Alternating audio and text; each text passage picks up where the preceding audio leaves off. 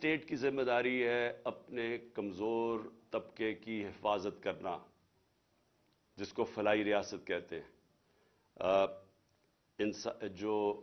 جو علامہ اقبال جب spiritual democracy کی بات کرتے تھے، وہ اس کے پیچھے کیا تھا کہ ایک ڈیموکریسی جس میں انسانیت کی قدر ہو، جو ہیومین ہو۔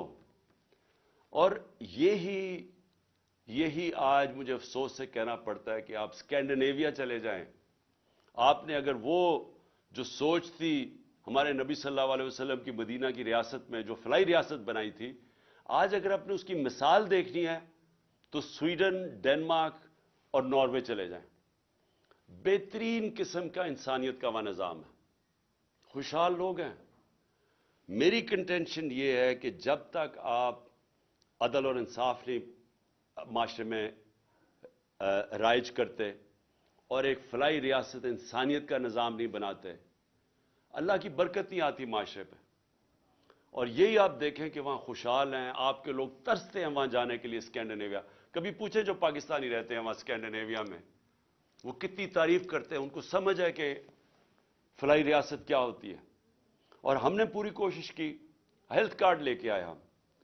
ہیلتھ کارڈ کا مطلب یہ تھا کہ سارے پاکستان کے خاندانوں کے پاس ہیلتھ انشورنس ہو 10 لاکھ روپے کی، کہ کسی بھی ہسپتال میں جا کے اپنا علاج کروا سکے۔ یہ اس لیے ضروری تھا کیونکہ ساری ریسرچ بتاتی ہے کہ جب بھی ایک خاندان جو غربت کی لکیر سے اوپر بھی ہے، اس کے اوپر اگر ایک بیماری آتی ہے تو وہ بیماری اور بڑی بیماری، تو اس کے لیے وہ قرضے لے کے وہ غربت کی لکیر کے نیچے چلے جاتے ہیں۔ یہ غربت کا ایک بہت بڑا وجہ ہے کہ ایک خاندان میں بیماری آ جاتی ہے۔ تو ہیلتھ کارڈ یہ پروٹیکشن تھی لوگوں کی۔ اس کی تعریف دنیا میں ہوئی، لانسٹ میڈیکل جرنل ہے دنیا کا، اس نے تعریف کی۔ انہوں نے کہا کہ ہمارے سے امیر ترین ملکوں کے پاس بھی اس طرح کا یونیورسل ہیلتھ کوریج نہیں ہے جو پاکستان میں ہے۔ اور افسوس سے کہنا پڑتا ہے کہ یہ گورنمنٹ نے وہ رول بیک کر دیا۔ اور وہ ایک ایسی چیز تھی کہ صرف یہی نہیں کہ پروٹیکشن تھی ہمارے 50% آبادی سفید پوش کے لیے بھی، کہ وہ کسی بھی یعنی پرائیویٹ ہاسپٹل میں غریب لوگ جا کے اپنے ہارٹ کے اندر سٹینٹ ڈلوا سکتے تھے۔ پرائیویٹ ہاسپٹلز میں پہلی دفعہ پاکستان کا غریب آدمی جا کے اپنا علاج ہیلتھ کارڈ کی وجہ سے کروا رہا تھا۔ اور دوسری چیز کہ دیہاتوں کے اندر پہلی دفعہ پرائیویٹ سیکٹر ہاسپٹل بنانے کے لیے جا رہا تھا کیونکہ ہیلتھ کارڈ کی وجہ سے۔ اب وہ سب کچھ رک گیا۔ ہمارا جو احساس پروگرام تھا وہ دنیا نے اکنالج کیا۔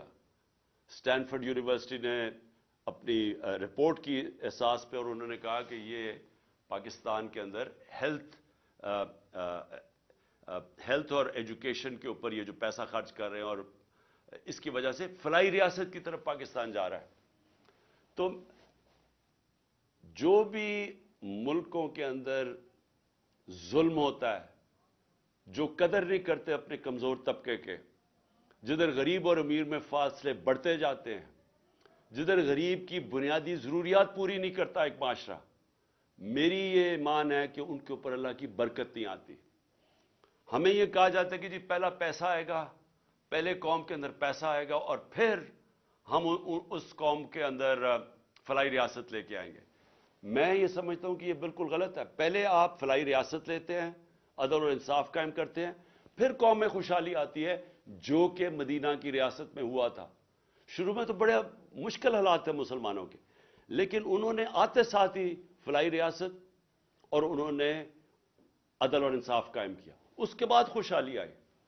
اور یہی ماڈل پاکستان کو فالو کرنا ہے، کیونکہ اب تک ہم انتظار ہی کرتے رہتے ہیں کہ جی پہلے پیسے آئیں گے اور پھر فلاحی ریاست بنے گی، جو نہ پیسے آتے ہیں اور نہ فلاحی ریاست بنی ہے ابھی تک۔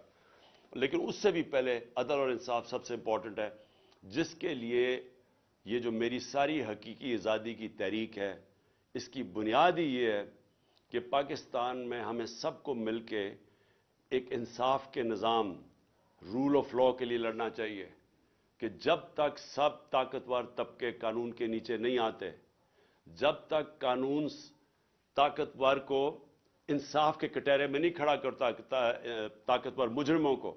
जब तक उनको एनआरओ देता जाएगा, पाकिस्तान छोड़े किसी भी दुनिया के मुल्क का कोई मुस्तकबिल नहीं है जिधर ताकतवर के लिए एक कानून और कमजोर के लिए दूसरा।